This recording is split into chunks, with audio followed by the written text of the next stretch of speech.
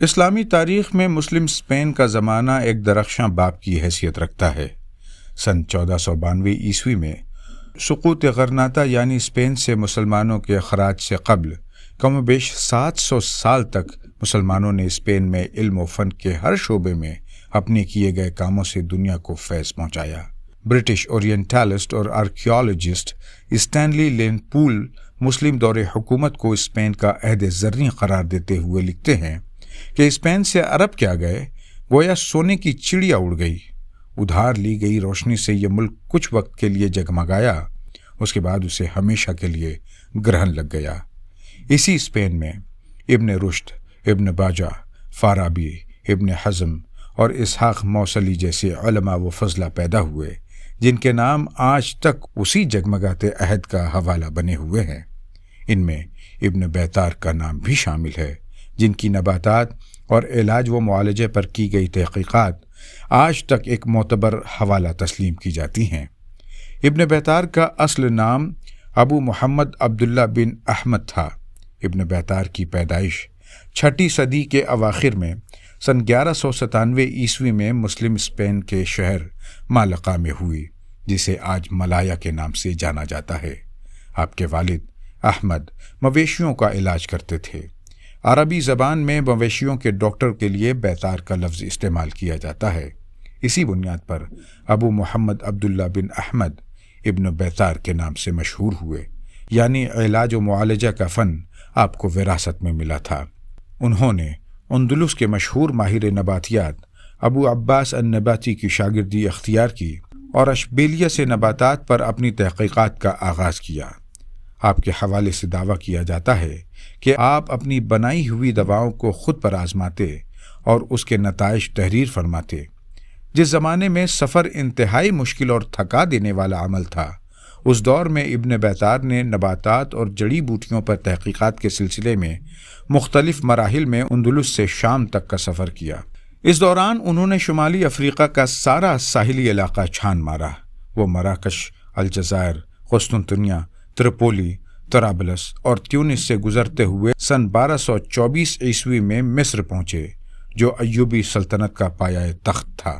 اس سفر کے دوران ابن بیطار راہ میں نظر آنے والے اجنبی پودوں اور جڑی بوٹیوں کا مشاہدہ کرتے، مقامی افراد سے ان جڑی بوٹیوں کے خواص دریافت کرتے اور حاصل ہونے والی معلومات کی تصدیق کے بعد اسے اپنی ڈائری میں نقل کرتے تھے۔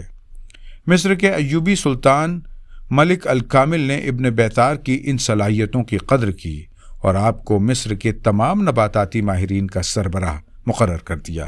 مصر میں قیام کے دوران آپ نے مطالعے اور تجربات کی بنیاد پر المغنی فی الادویہ والمفردہ نامی کتاب رقم کی اور اسے سلطان صالح سے منسوب کیا۔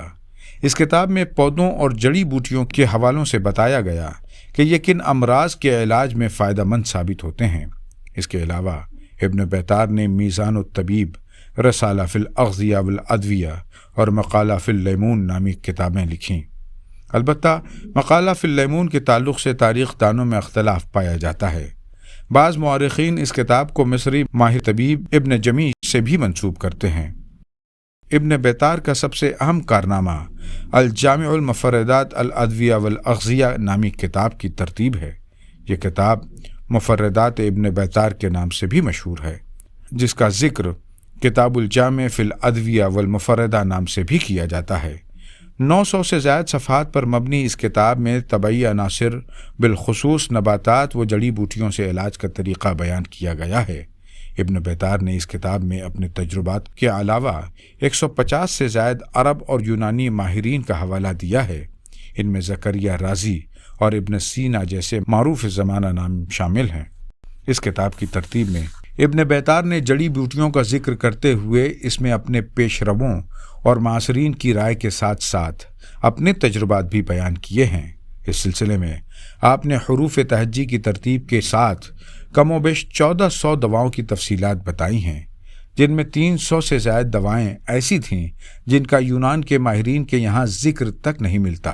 مشرق وسطیٰ کے اسلامی ممالک میں ادویات کے موضوع پر جتنی کتابیں لکھی گئیں، ان پر الجامع المفردات کے گہرے اثرات نظر آتے ہیں۔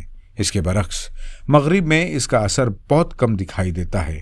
اس کی وجہ یہ تھی کہ 13ویں صدی عیسوی کے وسط میں عربی سے لاطینی میں تراجم کا سلسلہ ختم ہو چکا تھا۔ تاہم اطالوی فزیشین آندرے الپاگو نے ابن سینا پر لکھی گئی اپنی تحریروں میں الجامع المفردات سے بھرپور استفادہ کیا ہے۔ بعد کے ماہرین میں یہ کتاب ولیم پورٹل، انٹونی گولن جیسے عرب دانوں کی توجہ کا مرکز رہی ہے۔ یہ کتاب آج بھی شائع ہوتی ہے اور طبی عناصر سے علاج کے ماہرین کے لیے فارماسیوٹیکل انسائکلوپیڈیا کا مقام رکھتی ہے۔ 19ویں صدی تک جرمن اور فرانسیسی زبان میں الجامع کے تراجم شائع ہوتے رہے ہیں۔ ابن بیطار کا زمانہ صلیبی جنگوں کا دور تھا، جس میں سن 1227 عیسوی میں ایوبیوں نے شام کے دارالحکومت دمشق کو دوبارہ اپنے قبضے میں لے لیا۔ فتح دمشق کے بعد ابن بیطار مصر سے دمشق کی سمت روانہ ہو گئے تاکہ نباتات پر اپنی تحقیقات کو وسعت دے سکیں۔ دمشق میں ہی طب معروف تاریخ داں ابن ابی عصیبیہ نے ابن بیطار کی شاگردی اختیار کی اور ان سے فیض حاصل کیا۔ ابن ابی عصیبیہ نے اپنی کتاب طبقات الاطباء میں 400 سے زائد ماہر اطباء کے حالات بیان کیے ہیں۔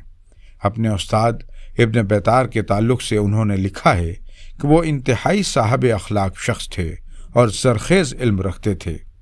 انہوں نے حیرت انگیز یادداشت پائی تھی، جس سے انہیں پودوں اور دواؤں کی درجہ بندی کرنے میں بہت آسانی ہوئی۔ انہوں نے طویل تجربات کے بعد مختلف پودوں سے مختلف ادویات بنائیں اور اس ضمن میں کوئی دقیقہ فروغداشت نہیں کیا۔ ابن بیطار نے اپنی زندگی کے آخری ایام دمشق میں گزارے اور وہیں وفات پائی۔ ان کی تصنیفی خدمات آج تک زمانے کو منور کر رہی ہے۔ ابن ابی عصیبیہ کے مطابق ابن بیطار کی موت اچانک ہوئی تھی۔ بعض حوالوں کے مطابق ابن بیطار نے تجربے کے سلسلے میں کوئی زہریلی بوٹی کھا لی تھی جو ان کی موت کی وجہ بن گئی۔ تاہم ابن ابی عصیبیہ کے یہاں اس کا ذکر نہیں ملتا۔ 13ویں صدی عیسوی میں حصول علم کے لیے اقصائے روم اور ایشیائے کوچک کے مشکل ترین سفر کرنے والے ابن بیطار کی خدمات کا مغربی مورخین نے بھی کھلے دل سے اعتراف کیا ہے۔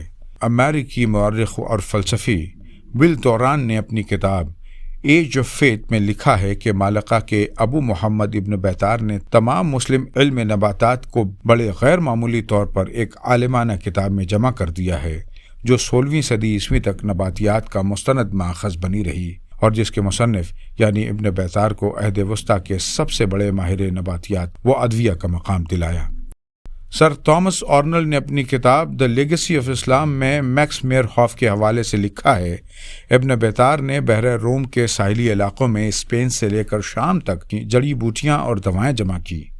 ان میں انہوں نے 1400 سے زائد دواؤں کی تفصیل دی اور 150 سے زائد قدیم اور عربی مصنفین کے اقوال سے ان کا موازنہ کیا۔ کتاب الجامع کے حوالے سے انہوں نے لکھا ہے کہ غیر معمولی تبحر علمی اور مشاہدے کی تصنیف ہے اور نباتیات کے موضوع پر تمام عربی تحریروں میں عظیم ترین کتاب ہے۔ اسی طرح طب کے معروف امریکی مورخ جارج سورٹن نے ابن بیطار کی علمی خدمات کا اعتراف کرتے ہوئے انہیں قرون وسطیٰ کا سب سے بڑا عالم نباتیات اور ماہر علم ادویہ قرار دیا ہے۔